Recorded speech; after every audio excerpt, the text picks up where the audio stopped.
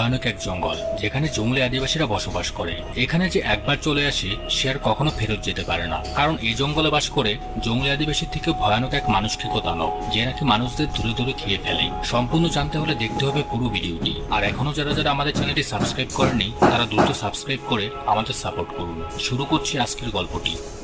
সিনেমার শুরুতে একটি ভয়ানক জঙ্গল দেখানো হয়। দিনের বেলাও জায়গাটা বেশ ভয়ানক। এরপর এখানে আমরা মাউরি নামক এক আদিবাসী সম্প্রদায়কে দেখতে পাই, যেখানে মাউরি সম্প্রদায়ের সর্দার সহ তার ছেলে ভঙ্গি এবং এই সম্প্রদায়ের সবাই উপস্থিত ছিল। কিছুক্ষণ পর সেখানে আরো একটি আদিবাসী সম্প্রদায় আসে, যার লিডারের নাম হলো ভীমা। মাউরি সম্প্রদায়ের সর্দার তখন ভীমাকে স্বাগতম জানায়। উনি আরো বলে, তোমার বাবা কোথায়? ওনার তো আসার কথা ছিল। তখন ভীমা বলে, কোনো কারণে বাবা আসতে পারেনি, তবে উনি মাউরি সম্প্রদায়কে অভিনন্দন জানিয়েছে। মাউরি সম্প্রদায়ের সর্দার তখন জানায়, আমাদের দুই আদিবাসী সম্প্রদায়ের শান্তি প্রতিষ্ঠার লক্ষ্যে তাদের পূর্বপুরুষদের কাছে গিয়ে প্রার্থনা করতে, যেন আমরা কোনো যুদ্ধ মারামারি ছাড়াই শান্তিতে স্বাধীনতা নিয়ে বসবাস করতে পারি। ভীমা তো